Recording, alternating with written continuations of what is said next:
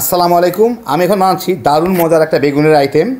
এটাকে আপনারা ভর্তাও বলতে পারেন, ভুনাও বলতে পারেন, ঘন্টও বলতে পারেন, ঘাটিও বলতে পারেন। দেখে আমাকে জানান যে এটা কী হবে অ্যাকচুয়ালি। এটাকে ভর্তা বলেই আমি জানি। তো নাম যেটাই হোক, স্বাদটা কিন্তু অসাধারণ। একবার খাওয়া শুরু করলে থামতে পারবেন না, একদম চেটেপুটে খাওয়ার মতো একটা আইটেম। তো আসেন দেখি শুরু করা যাক। আমি এরকম গোল বেগুন নিয়ে এইটার এক পাশ থেকে অর্ধেক পর্যন্ত চিড়ে নিব। এই যে এইভাবে চিড়ে নিব অর্ধেক পর্যন্ত, একদম এই পার ওই পার করবো না, কিন্তু অর্ধেক পর্যন্ত আমি এভাবে চিড়ে নিব। চিড়ে নিয়ে আমার যেটা করতে হবে, আমি কতগুলো রসুনের কোয়া রাখছি, এই রসুনের কোয়াগুলোকে আমার বেগুনের মধ্যে ভরে দিতে হবে। এখানে এভাবে ফাঁক করে এইভাবে করে রসুনের কোয়াগুলো বেগুনের ভিতরে ভরে দিতে হবে। চিকন চিকন পাতলা পাতলাগুলো আগে দিয়ে দিই ভিতর দিকে যাতে থাকে। এটাকে আমার বেগুনের সাথেই পোড়ায় নিতে হবে রসুনগুলোকে। আরও একটা দিয়ে দিই, হ্যাঁ এই দিলাম। দেখেন কীভাবে বেগুনটাকে কিন্তু আমি অর্ধেক পরিমাণ কাটছি। আর একটা টমেটো নিয়ে নিছি আমি। এখন বেগুনটার গায়ে আমি একটু সরিষার তেল মেখে নিব ভালো মতো, টমেটোটার গায়েও। তাহলে এটার স্কিনটা খুব ভালো মতো খুলে আসবে। নিলাম আমি মেখে। এখন যেটা করতে হবে সেটা হচ্ছে বেগুনের মাঝখানে যে রসুনগুলো রাখছি এর উপরে আমার একটু সরিষার তেল কয়েক ফোঁটা দিয়ে দিতে হবে। দিয়ে দিলাম মোটামুটি। এদিক দিয়ে পড়ে যাওয়ার আগে এদিকে একটু কাত করে মিশাই দিই, মানে কাত করলে এদিকে চলে আসবে কিছুটা। তাহলে এগুলার পোড়ার ফ্লেভারটা ভালো হবে। তো আমি এগুলো আপনাদের পোড়াটা দেখাচ্ছি। খেয়াল রাখবেন এই রসুনের মধ্যে আমি কিছু সরিষার তেল ঢেলে দিলাম। তো এরকম আমি 2টা বেগুন আর 2টা টমেটো পোড়াবো। একটা আপনাদের দেখা দিলাম, আরেকটা আমি করে নিচ্ছি আর কি। আমি চুলা জ্বালায়, চুলার উপরে আমি এরকম একটা জিনিস দিয়ে নিচ্ছি, এই যে যেটা আমাদের ওভেনের ভিতরে আসে র্যাক একটা লোহা, ওটা বসায় দিয়ে এখন এই বেগুন আর টমেটো আমি ভেজে নিব।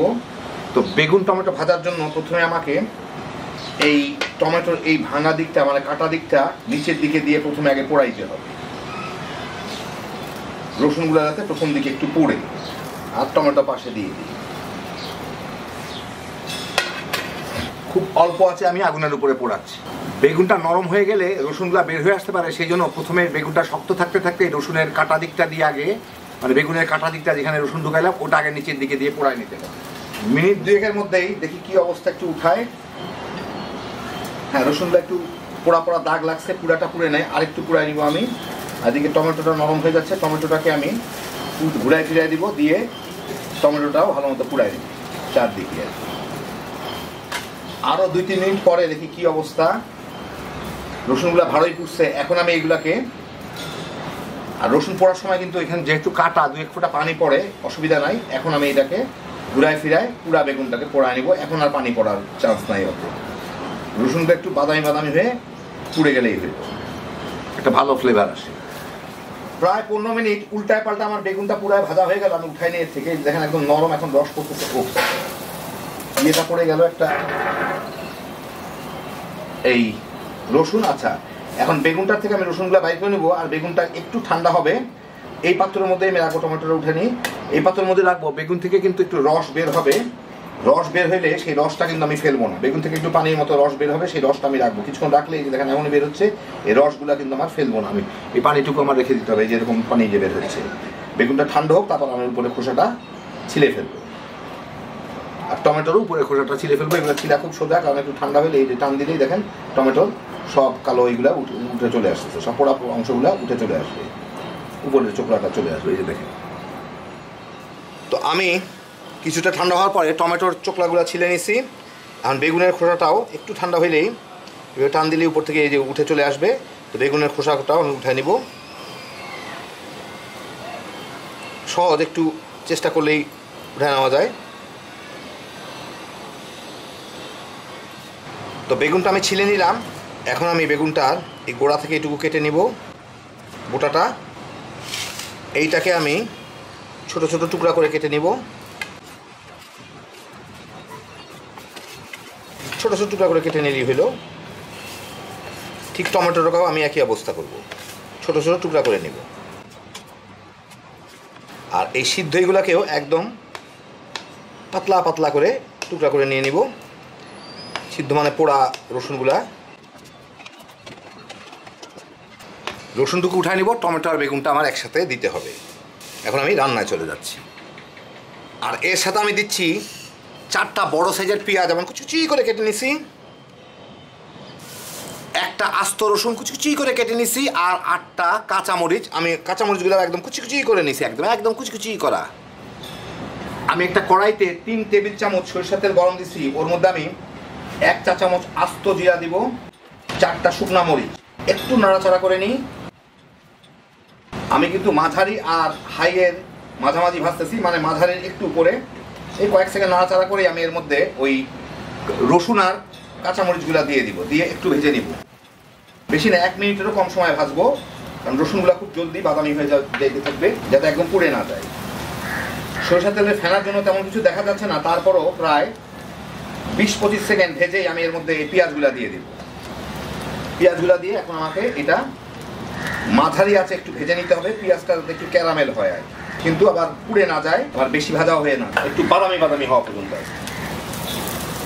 মিনিট 3-এর মতো ভাজলাম। এই যে দেখেন, একটু উঠায় দেখতে হবে, সরিষার তেলে ফেনার জন্য বোঝা যায় না। এগুলো একটু বাদামি হওয়া শুরু করলেই এর মধ্যে আমি দিয়ে দিব, এখানে হচ্ছে 1 চা চামচ জিরার গুঁড়া, 1 চা চামচ ধনিয়ার গুঁড়া, আর আধা চা চামচ থেকে একটু বেশি হলুদের গুঁড়া। যার যার পছন্দ মতো হলুদটা দিবেন। আমার হলুদটা একটু বেশি কালার হয় দেখে আমি কম দিলাম। আর 1 চা চামচ মরিচের গুঁড়া দিয়ে অল্প একটু ভেজেই